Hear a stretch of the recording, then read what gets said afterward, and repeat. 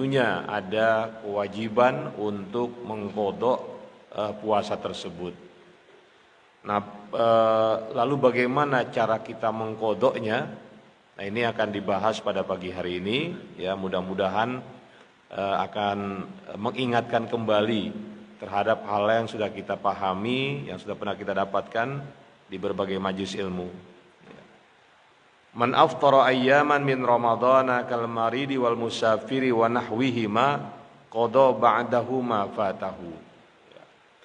Jadi barang siapa yang tidak berpuasa beberapa hari di bulan Ramadan seperti karena sakit, musafir atau yang lainnya, maka orang tersebut harus mengqadha setelah selesainya bulan Ramadan ma fatahu, hari-hari yang dia tidak berpuasa di dalamnya. Li'annal qada'a yajibu ayyakuna ba'dahu, karena mengqadha puasa Ramadan hukumnya wajib dan dilakukan setelah selesai bulan Ramadan. Ya. Ini sesuai dengan firman Allah Ta'ala dalam Al-Baqarah 185, wa man kana maridun aw ala safarin fa'iddatun min ayyamin ukhar. Jadi barang siapa yang sakit atau dalam perjalanan jauh, fa'iddatun min ayyamin ukhar, maka dia harus menggantinya pada hari-hari di luar Ramadan. Ya. Nah, ini sudah kita pahami bersama.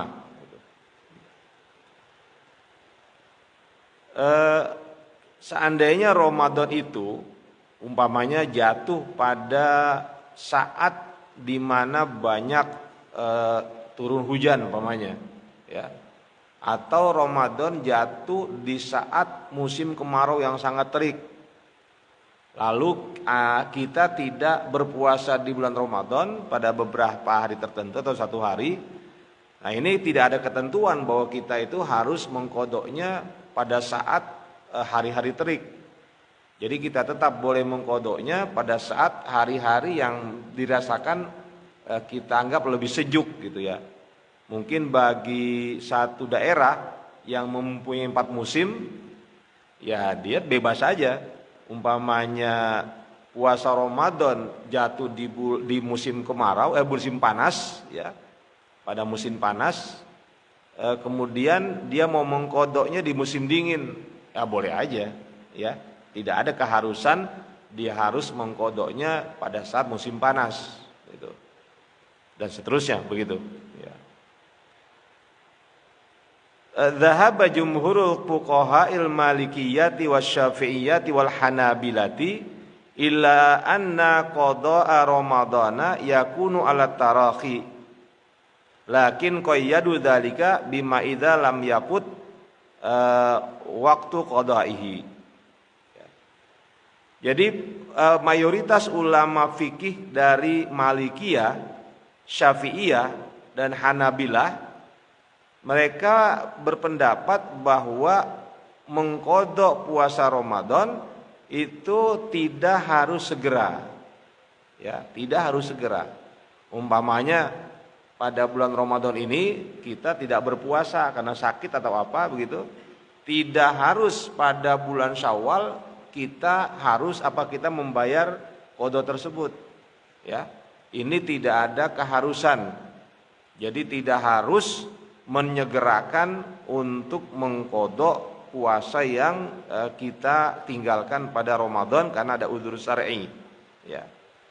Tapi meski demikian, lakin qayyadu dzalika bima idza lam yaput waktu qada'i. Ya. Nah, itu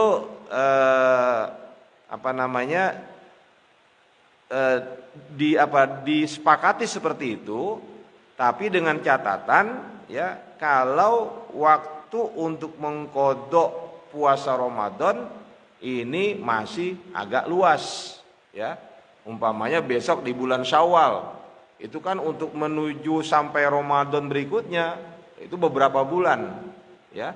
Jadi boleh kita itu menunda-nunda untuk qadha puasa Ramadan gitu. Tapi kalau sudah masuk bulan Sya'ban umpamanya, Ini tidak boleh kita ini kemudian menunda lagi. Kenapa? Karena bisa jadi ya nanti kita tidak tahu ada hal apa gitu yang kita akan alami sehingga sempit waktu untuk mengqadha puasa Ramadan. Gitu. Ya. Nah ini ada hadis sandarannya dari ucapan Siti Aisyah radhiyallahu anha, kana yakunu alayya shaumu min ramadhana. Ya. Fama astati'u an aqdiyahu illa fi sya'bana. Jadi Siti Aisyah ini ya dia katakan saya punya kewajiban berpuasa Ramadan. Artinya di bulan Ramadan ada hari-hari yang dia tidak puasa karena uzur syar'i. Ya. Fama astati'u an aqdiyahu illa fi sya'bana. Kata Siti Aisyah, aku tidak mampu mengqadha puasa tersebut kecuali bulan Sya'ban. Ya. Nah ini menjadi sandaran bagi kalangan Malikiyah, Syafi'iyah dan Hanabilah bahwa mengqadha puasa Ramadan waktunya sangat longgar, tidak perlu harus disegerakan. Gitu. Karena Siti Aisyah saja menurut mereka berdasarkan ucapan beliau bahwa beliau itu kalau mengqadha puasa ya di bulan Sya'ban. Berarti kan sudah akhir itu. Ya, bab setelah Sya'ban Ramadan. Gitu.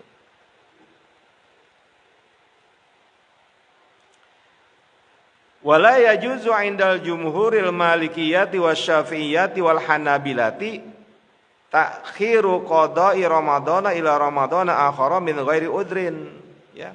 Tapi meskipun boleh untuk menunda, tidak harus disegerakan, kalangan ulama Malikiyah, Syafi'iyah dan Hanabilah tidak membolehkan untuk menunda qadha puasa Ramadan sampai datang Ramadan berikutnya min ghairi udrin, tanpa adanya udzur. Jadi kalau tidak ada udzur, kalau Siti Aisyah mungkin ada uzur-uzur yang dialami sehingga dia itu seringkali baru sempat mengqadha di bulan Sya'ban.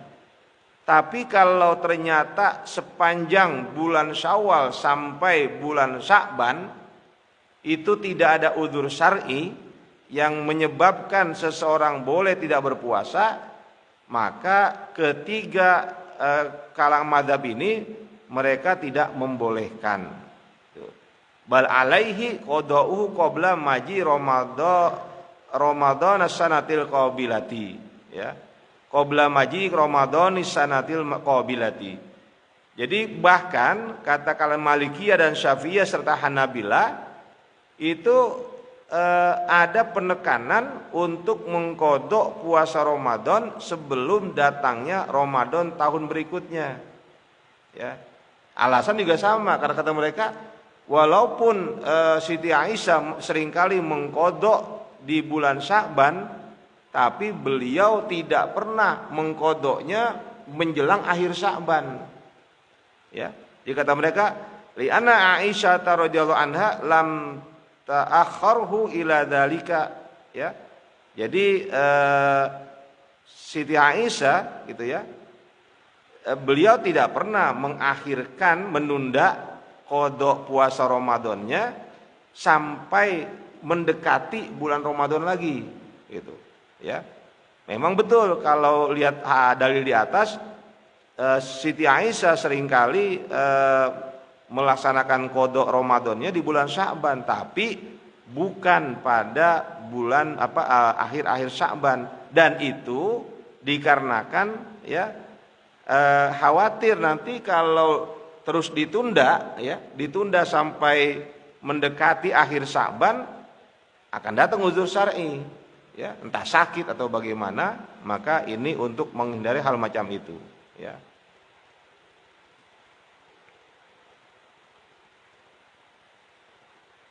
Itu alasan pertama. Jadi mereka berpendapat itu karena faktor dari Ummul Mukminin Aisyah radhiyallahu anha. Ya, walau amkana walau amkanaha ya la akharathu, seandainya memungkinkan ya, seandainya memungkinkan untuk menunda qada puasa, la akharathu, pasti Siti Aisyah akan menunda sampai akhir Sya'ban gitu, ya. Nah, ini kemarin saya ingatkan kepada kita semua ya, bahwa anak-anak remaja kadang kurang perhatian dalam masalah mengqadha puasa ya, kurang perhatian itu. Sehingga kadang-kadang ada yang Ramadan sudah masuk masih punya hutang puasa Ramadan tahun yang lalu gitu. Kemudian alasan yang ketiga bagi Malikiyah, Syafi'iyah dan Hanabilah ya, kalau tidak ada uzur syar'i jangan menunda-nunda. Jangan menunda-nunda qada puasa. Apa alasannya? Wa li anna shauma ibadatun mutakarriratun. Ya, karena puasa itu merupakan ibadatun mutakarrirah, ibadah yang berulang-ulang. Tahun ini ada Ramadan, tahun besok Ramadan. Ya. Kalau kita tunda-tunda terus, nanti numpuk ya, akan menumpuk. Ramadan kemarin masih punya hutang. Karena nunda-nunda padahal tidak ada uzur syar'i, akhirnya apa? Sampai datang Ramadan belum terbayar hutangnya, numpuk lagi. Ya, pasti kalau perempuan yang masih ada headnya itu masih berlangsung headnya, pasti kena itu. Ramadan ini dapat lagi, nggak puasa lagi, akhirnya terus menumpuk begitu. Ya, hingga ini akan semakin memberatkan, itu ya, seperti itu.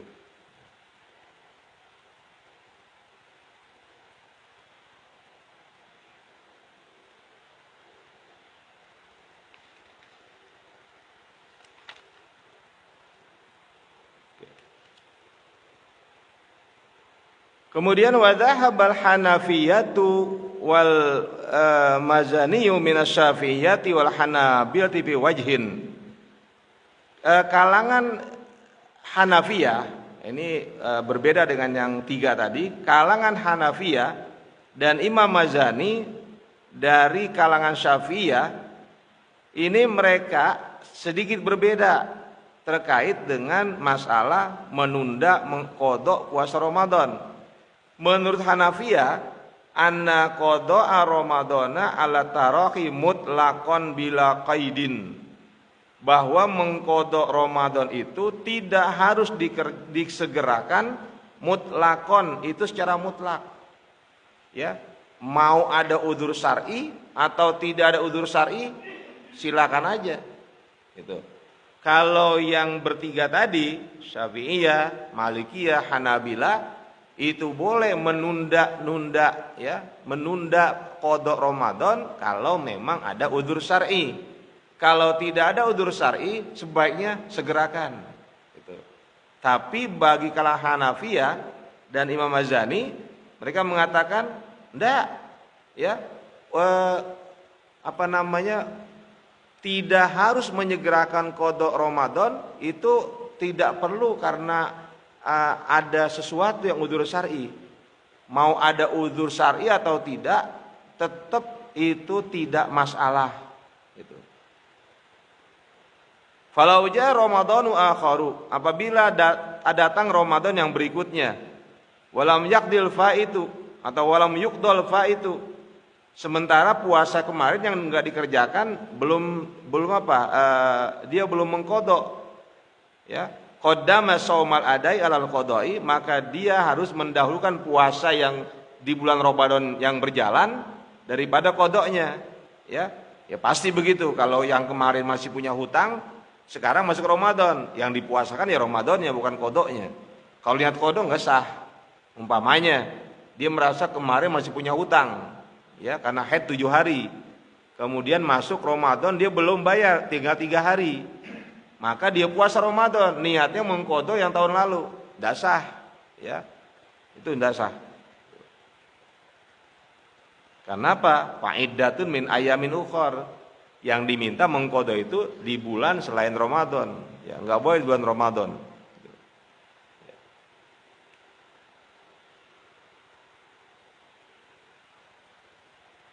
Kemudian tidak hanya itu, ya, tidak hanya bahwa menunda, ya, atau tidak menyegerakan mengqadha Ramadan itu mutlak, tidak perlu melihat pada ada atau tidaknya udzur syar'i, ya. Beliau mengatakan begini, fakana wujubul qada'i ala tarahi, maka kewajiban mengqadha ala tarahi itu tidak harus disegerakan. Fala yalzamuhu bi ta'khiri syai'un ghairu annahu tarikun lil aula minal musyara'ah, ya. Maka ya tidak menjadi kewajiban memang untuk menunda sesuatu, selain bahwa menyegerakan itu memang lebih bagus, ya. Kenapa? Karena puasa wajib. Tapi beliau mengatakan ini berbeda dengan tiga yang tadi. Falam yajib bi ta'khirihi kafaratun. Maka walaupun dia menunda qada puasanya sampai tahun berikutnya, menurut Hanafiyah tidak perlu membayar kafarah. Ya. Tidak perlu bayar kafarah. Kalau dalam mazhab Syafi'i, Maliki dan Hambali, seperti yang saya katakan kemarin, kalau ada yang punya hutang tahun yang lalu kemudian belum dibayar sampai datang Ramadan berikutnya, maka nanti tetap dia wajib mengqadha. Sama dengan Hanafiyah wajib mengqadha. Tapi kalangan Syafi'iyah, Hanabiyah, Malikiyah juga wajib bayar fidyah. Ya, harus bayar fidyah. Itu sebagai kafarahnya, ya, untuk menutupi hal tersebut. Gitu. Ya. Jadi kata Imam Hanafi, oh ini enggak ada dalilnya kalau harus membayar fidyah. Tapi kalau di mazhab Syafi'i jelas, orang yang berhutang puasa Ramadan sampai datang puasa Ramadan berikutnya dia belum mengqadhanya, maka nanti setelah datang Ramadan setelah selesai Ramadan tersebut, dia tetap wajib mengqadha Ramadan tahun yang lalu dan harus bayar fidyah. Itu 1 hari ya 1 fidyah, gitu. Seperti yang saya sampaikan kemarin. Ini kan perbedaannya cukup mencolok ini. Imam Hanafi mengatakan tidak harus segera mengqadhanya, walaupun mempercepat lebih diutamakan. Tapi kalaupun sampai tertunda datang Ramadan berikutnya, lalu dia belum membayar, maka nanti ketika membayar puasa yang tahun lalu itu bayar fidyah. Enggak bayar fidyah kata Imam Hanafi, ya, enggak perlu bayar fidyah. Yang berikutnya, ya. Ittafaqal a'immatul arba'atu ala anna qada'a syahri ramadhana yujzi'u mutafarriqan. Semua imam-imam yang 4 dari mazhab yang utama, ya, bersepakat bahwa mengqadha puasa di bulan Ramadan yujzi'u mutafarriqan, ya, sah kalau dikerjakan secara terpisah. Umpamanya dia tidak puasa 15 hari. Pertama dia bayar 3 hari, ya, umpamanya. Bulan berikutnya 3 hari lagi, ya. Itu kan namanya mutafarriqah, terpisah-pisah, gitu. Ya, jadi enggak diharuskan harus tatabu, harus terus-menerus. Kalau 7 hari ya 1 2 3 4 5 6 7. Walaupun at-tatabu ahsanu, mengqadha puasa secara terus-menerus itu lebih bagus. Umpamanya ada perempuan yang haid berapa hari, 7 hari, maka yang bagus adalah dia mengqadhanya berturut-turut, tatabu, 1 2 3 4 5 6 7. Walaupun untuk mutafarriq, ya, untuk dipisah-pisah tetap boleh, ya. Umpamanya saya cuma bisa 2 hari bulan ini, ya udah 2 hari. Nanti bulan depan 2 hari lagi, gitu. Terus berikutnya 2 hari lagi, berikutnya 1 hari. Nah, itu dengan cara mutafarriqah begitu, ya sah saja, ya, nggak ada masalah, gitu. Nggak wajib untuk tatabu', ya. Walaupun tatabu itu jauh lebih baik daripada terpisah-pisah. Berikutnya, man akhara qada'a ramadhana li'udhrin bi anistamarra maraduhu aw safaru aw igma'u aw hayduhu aw nifasu aw hamluha aw irda'uha wa nahwu dzalika bil mauti wa lam yatamakkan minal qada'i fala syai'a alaihi wa la yusam anhu. Ya. Jadi kalau ada orang yang menunda qada puasa Ramadannya karena uzur, ya, mungkin sakit terus-menerus atau dia melakukan perjalanan yang panjang gitu ya, atau dia mengalami haid, nifas, atau sedang hamil atau sedang menyusui, kemudian dia meninggal, ya, belum sempat bayar qada puasa dia meninggal gitu. Tapi atas dasar adanya uzur tadi, ya. Bagaimana begitu? Fala syai'a alaihi, ya, maka tidak ada masalah dengan hal seperti itu. Wala yusamu anhu, dan tidak perlu walinya, orang yang mempunyai tanggung jawab terhadap dia itu nggak perlu mempuasakannya, ya, dan nggak perlu bayar fidyah. Itu 4 mazhab sepakat. Kalau qadanya belum dibayar karena tidak memungkinkan akibat uzur syar'i, maka dia tidak perlu untuk digantikan puasanya oleh orang lain, tidak perlu juga membayar fidyah atas puasa yang ditinggalkannya, ya, walaupun sebulan penuh. Itu sepakat semua.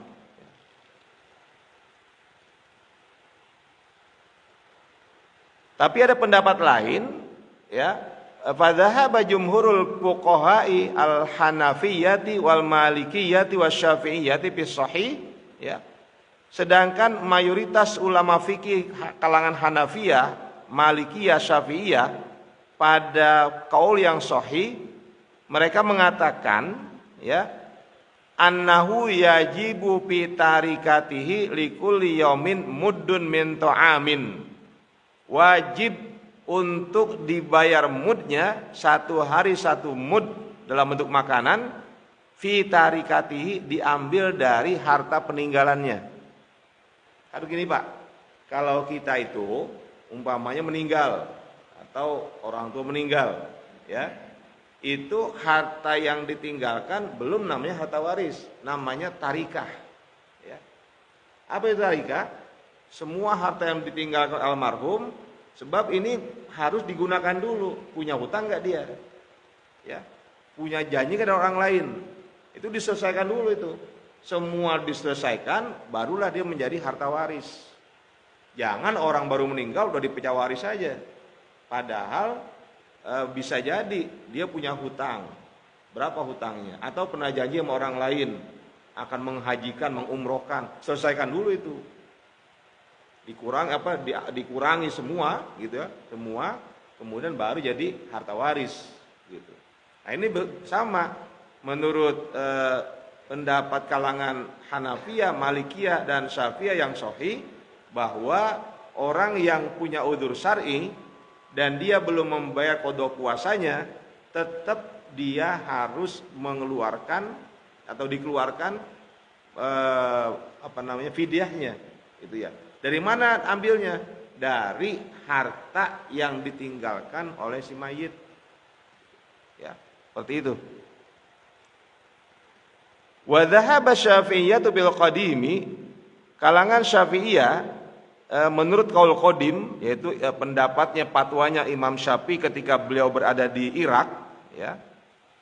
Seperti yang diambil dari ikhtiarnya Imam Nawawi, ya.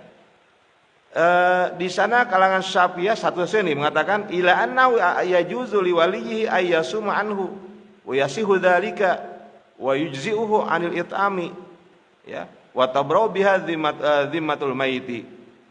Jadi kalau menurut qaul qadim Imam Syafi'i, ya, kalau ada anggota keluarga yang meninggal dunia lalu dia masih punya hutang puasa Ramadan, maka walinya, orang yang mau tanggung jawab terhadap mayit tersebut, boleh mengganti puasanya dengan puasa yang dilakukannya. Itu. Ini qaul qadim ya. Qaul qadim misalkan sah gitu ya. Umpamanya si A meninggal, bapak ini A meninggal, dia punya anak, umpamanya punya anak B ya, gitu. Lalu si bapak ini punya hutang puasa. Menurut pendapat Imam Syafi'i yang qaul qadim, itu si B ini boleh menutup ya, mengqadha puasanya di mana B berpuasa. Gitu, ya. Di yang lain tidak ada, artinya di Hanafiyah, di Malikiyah dan Hanabilah itu tidak ada, ya, seperti itu. Walaupun sebagian kalangan Hanabilah mengatakan boleh. Kenapa? Karena ada hadis Siti Aisyah begini, kata Nabi, man mata wa alaihi siyamun shoma anhu waliyuhu. Barang siapa yang meninggal dunia dan dia punya kewajiban untuk berpuasa karena punya hutang, shoma anhu waliyuhu, maka walinya boleh memuasakannya. Ya. Ini hadis riwayat Imam Bukhari, Imam Muslim. Ya. Ada jadi muttafaqun alaih. Di mana kan kita paham bahwa riwayat Bukhari Muslim itu kan kedudukan sangat kuat.